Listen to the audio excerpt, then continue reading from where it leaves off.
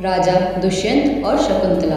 पौराणिक कथा के मुताबिक दुष्यंत चंद्रवंशी राजा थे, वहीं शकुंतला ऋषि विश्वामित्र और स्वर्ग की अप्सरा मेनका की पुत्री थी। मेनका शकुंतला को जन्म देकर स्वर्ग लौट गई थी। इसके बाद ऋषि कण्व ने शकुंतला को पाल पोष कर बड़ा किया। एक बार राजा दुष्यंत जंगल में शिकार करते हुए ऋषि कण्व की कुटिया के पास पहुँचे। उन्होंने वहाँ शकुंतला को देखा तो उसके रूप से मोहित हो गए। उस वक्त ऋषि कण्व लंबी यात्रा पर गए थे। शकुंतला ने राजा का आदर सत्कार किया। दुष्यंत को शकुंतला की मेजबानी बहुत अच्छी लगी। उन्होंने शकुंतला के सामने शादी का प्रस्ताव रख दिया। एक राजा को अपने प्रेम में पड़ते देख शकुंतला भी शर्मा गई। उन्होंने दुष्यंत का प्रस्ताव स्वीकार कर लिया। इसके बाद दोनों ने गंधर्व विवाह किया। चूँकि ऋषि कण्व कुटिया में नहीं थे, इसलिए शकुंतला ने कहा कि वह अपने पिता तुल्य ऋषि की अनुमति के बिना उनके साथ नहीं आएगी। इसके बाद राजा दुष्यंत ने शकुंतला को ऋषि कण्व के आने के बाद राजमहल में आने के लिए कहकर शकुंतला को निशानी के रूप में अंगूठी देकर वहाँ से चले गए। शकुंतला गर्भवती हो गई। जैसे जैसे दिन बीतते गए वह हर पल सिर्फ दुष्यंत के ख्यालों में खोई रहती। एक बार महर्षि दुर्वासा ऋषि कण्व से मिलने उनकी कुटिया में आए। शकुंतला वहाँ अकेली थी। ऋषि दुर्वासा ने शकुंतला को आवाज़ दी, लेकिन वह दुष्यंत के ख्यालों में खोई हुई थी। शकुंतला ने ऋषि दुर्वासा की पुकार नहीं सुनी। उन्होंने इसे अपना अपमान समझा। पौराणिक काल में ऋषि दुर्वासा अपने क्रोध के लिए जाने जाते थे। उन्होंने शकुंतला को श्राप दे दिया कि जिस व्यक्ति के ख्वाब में डूबकर ऋषि का अपमान किया है, एक दिन वह उसे भूल जाएगा। गर्भवती शकुंतला ने ऋषि से अपने किए की माफ़ी मांगी। ऋषि का दिल पिघल गया। उन्होंने कहा कि मैं तुम्हें श्राप से मुक्त तो नहीं कर सकता, लेकिन यदि तुम उसको कोई निशानी दिखाओगी या बताओगी तो उसे याद आ जाएगा। ऋषि कण्व जब यात्रा से लौटे तो शकुंतला ने गंधर्व विवाह की बात उन्हें बताई।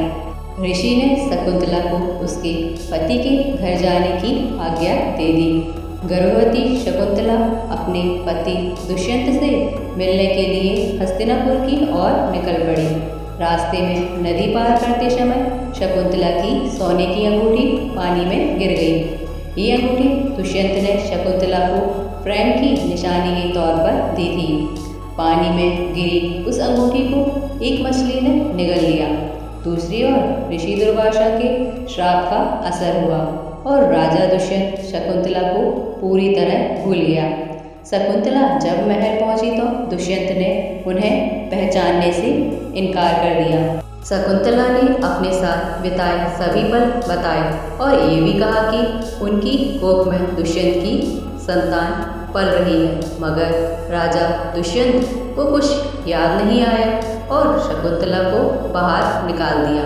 इस बात से दुखी शकुंतला सब कुछ छोड़कर एकांत जंगल में चली गई। उन्होंने वहाँ पर एक छोटी सी कुटिया बनाई और रहने लगी।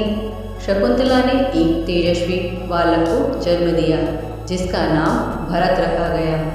कुछ समय बाद जिस मछली के पेट में शकुंतला की अंगूठी थी, वह मछली एक दिन मछुआरे के जाल में फंस गई।